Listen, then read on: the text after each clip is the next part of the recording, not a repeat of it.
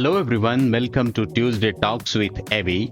In this brand new series, every Tuesday at 5 p.m. Indian Standard Time, we dive into some of the most common and trickiest questions you will face in or have been asked in software and IT industry interviews. I will be picking a question each week, breaking it down, and giving you clear step-by-step explanations so you are more than ready to tackle them in the real world. I will also discuss the follow-up questions based on the main interview question. Whether you are gearing up for your first job interview, switching roles, or just want to brush up your skills, this is the place for you. So make sure to hit that subscribe button and let's get ready to ace those interview questions together.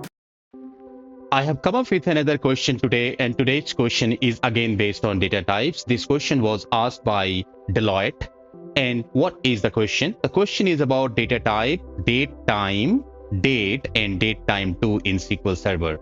Company wants to know what is the difference between these three. The candidate was also asked a follow-up question, and the follow-up question is, why would you prefer DateTime2 over DateTime? So one thing is pretty much clear here. In the question only, the answer rises, DateTime2 is better than DateTime in Modern SQL Server Application development. Let's go and deep dive into the answer of these questions in both way, in theory as well as in practical way. The first thing that I usually want to discuss with you is the intent. What is the intention of the company to ask this question? In this question, Deloitte wants to test the candidate's understanding on choosing the right data type. It's very crucial and important to choose correct data type while designing database tables and database structure, because this is something which requires lots of efforts if it is to be changed later on once your product is live. And this actually, if has been chosen correctly, this is going to pay you a lot, but if it is wrongly chosen, then it is going to trouble you a lot. So company wants to know if candidate has proper understanding on choosing the correct data type or not. The next point is, company wants to evaluate the knowledge of precision. So you have something called precision. Let's say if you are writing a date, at what precision that you are going to actually configure or see the date, like 2 milliseconds, 3-digit milliseconds, 5-digit milliseconds, etc. So this is something that is very important when especially we have a financial data or we have a data related to money, wherein the precisions are really required, and a storage trade-off as well. So while selecting this, you should also be and you should also be aware of the fact that how much storage is going to take there. For many time-sensitive application, wherein the data retrieval is considered to be very fast, so that it doesn't take time. Third point is, the company wants to assess the familiarity with modern SQL standards, because Microsoft recommendation is to use DateTime2 over DateTime. And why Microsoft wants to suggest or recommends people to use DateTime2 over DateTime. So this is third thing that company wants to know from the candidate, whether the candidate has understanding of the latest recommendations of Microsoft or not. Having said that, we have discussed these 3 points. The intent of the company to the candidate is pretty much clear here.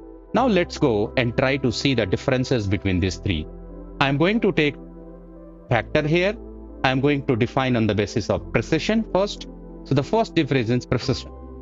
So if it is date time, it is 3.3 millisecond of precision. If it is DateTime2, it is 7 milliseconds of precision.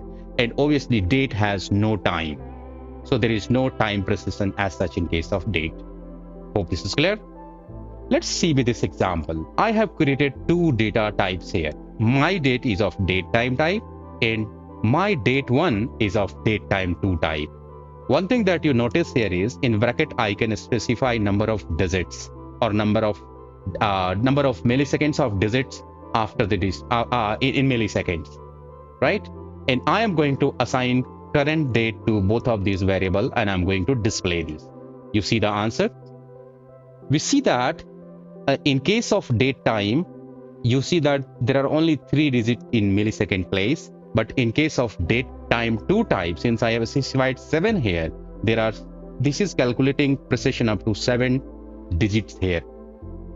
Make sense? The second point of difference is the range. Range is something which signifies which data type you should select for your purpose. Let's say date time. So date time starts from 1753 January 1st and it goes until 12 that is December 31st 1999. Whereas if you say date time 2, it starts from year 1 January 1 to 31st December 1999. So if you really want to store some data which is of historical nature, which you may have some data just before 1753 also, in that case you should use date time. But if you are very much sure that you are going to use data between in these two ranges, then the date time can be opted out there. And likewise, if you have date also has the same range as date time 2. The only difference is date time 2 can also hold time, but date can only hold date. Make sense? Let's take an example. I have created a variable called val1 of date time type, and I'm storing a value here. I'm intentionally going to store a value which is beyond the range of this, because if you know, date time values can be started from January 1st, 1753, but I'm going to store a value of year 1752. What happened? SQL Server responds this, and they says that the conversion of varchar data type to date time data resulted in out of range value. So you cannot store any date before 1st January 1753 if you have a data if you have a variable of date time type. Make sense? And likewise, we have these examples wherein I am creating 3 variables. Val1 is of date time, val2 of date, and val3 of date time 2, and I can store values accordingly here. Make sense? Let's go and try to see the third difference. The third difference is about storage. So date time type variables takes 8 bytes for storing its value. Date variables take 3 bytes, whereas date time 2 variables may vary, taking bytes from 6 to 8. All right. So here it is fixed that it is definitely going to take 8 bytes, but in case of date time 2, it may vary. Taking an example, I have created 3 variables: val storage 1, val storage 2, val storage 3, val storage 1 of date time type, date and date time 2, and I have specified precision as 3. Let's see. I am seeing that we can see here is that date time type takes 8 bytes, date takes 3 bytes, but date time 2 takes 7 bytes here. So it is also preferred that if you are to take more precision and you are concerned about storage, you go and use date time 2. This is the third difference. Let's go and try to see the fourth difference: time fraction precision. So if you have more time fraction, then you should use date time 2.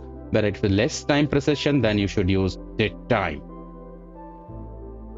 With this, the last thing is performance. We are going to see if we use date time versus date time 2, which one should be better in terms of performance. And we will also see all the other examples, and then we will come back again to understand the follow-up question. So let's go to SQL Server Management Studio.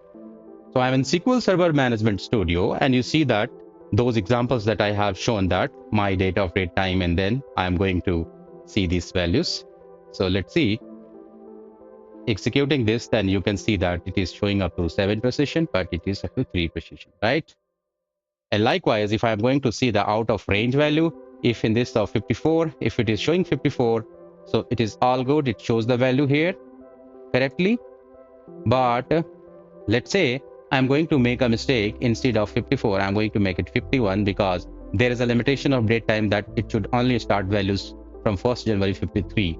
And let's see what happens. So it should give me an error here, out of range value. Make sense? And as far as the storage is concerned, let me make it a 7 also, 6 also.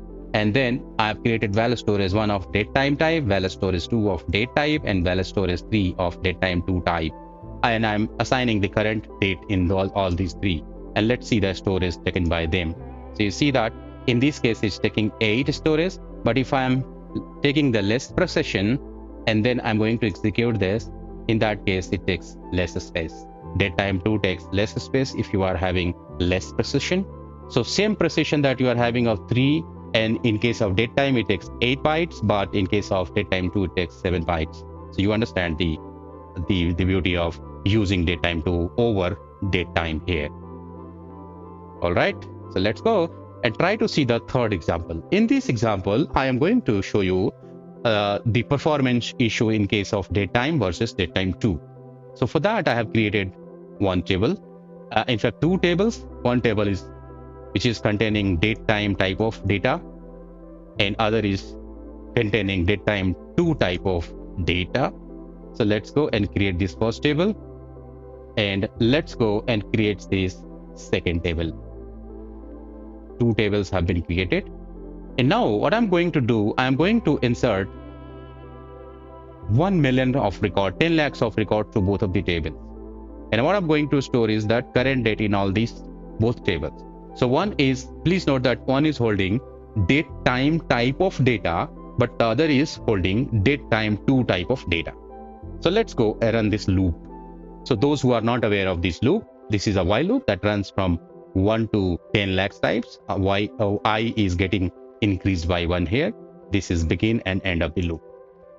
Let's go and run this loop. I'm selecting this all and running this loop. This loop is running and it will take some time. By this time this runs, let's go and see the second part of the question, and then we will come back here. The follow-up question is, why would you prefer DateTime2 over DateTime in Modern SQL application? You know, this is DateTime2 is preferred over DateTime. First is precision. DateTime2 offers better precision, up to 7 decimal places. So if we have something, we are designing an application which has exact time measurements, then we should use DateTime2 over DateTime. Make sense? And if you are going for storage efficiency, DateTime2 uses less space. We have seen in the previous example that even if we were taking 3 precision, in case of DateTime2, it was taking 7 bytes, but DateTime was taking 8 bytes, right? So if you have a storage efficiency and higher precision, you should preferably use DateTime2 over DateTime. This is the second reason. Third reason, wide range. DateTime2 supports earlier date. So if you are going to design an application which really has to store historical data means the data before 1753, like somewhere data of 1600 or let's say 1555, like that. So in that case, you should use DateTime2 over DateTime. So useful for historical data storage. This is the third reason why you should use DateTime2 over DateTime. And the last reason is future proofing. Microsoft always recommends using DateTime2 for all new developments, because this is going to be supported longer. And it's not like the DateTime is not going to be supported, but there are so many reasons that Microsoft recommends this to use it, and because this is also aligned with ISO standards and it is also considered to be more efficient. So these are 4 reasons which will tell you, or these are 4 reasons which are sufficient enough to tell us that we should prefer using DateTime2 over DateTime. Make sense? Let me go to SQL Server and show the performance of DateTime versus DateTime2. So we see that the loop that we executed 10 lakhs time, 1 million time, that has got executed, and we have records, 1 million records in first table as well as in second table. So the first table is table DateTime and the second is table DateTime2. If we want to see these, we can check it very quickly. Select all from table DateTime. If we select, this is 1 million records that it's shown there, right? And likewise we have DateTime2, so that also can be seen here. So these 2 tables have got all data. Makes sense? Now let's go and perform some other activities. These activities will let us know the actual performance of DateTime versus DateTime2. So we know that these 2 tables have 1 million of record each. Now I'm going to insert 1 record in first table as well as 1 record in second table. And I want to show the statistics. The statistics are the ones which will show you how much time it actually took for execution. Let's go and hit this execute button. You'll notice that many a times both of them executes in 0 milliseconds. But if I'm trying to execute this couple of seconds, then you see that the first takes 4 milliseconds, but the second takes 0 milliseconds. The first is, please note that it is a date time type of table. So if we have 1 million of records in a table which is containing date time of type data, and if I'm inserting one record, it took 4 milliseconds, versus if it was of DateTime2, it was always taking 0 milliseconds. So we see that there is a significant performance differences between the two data types that we have taken, and we can conclude that DateTime2 is way better than DateTime data type. And this answers our second question. If you found this video helpful, don't forget to hit that like button and subscribe for more high quality technical content. Drop your question in comments and I will be happy to answer them. See you in the next one. Bye bye.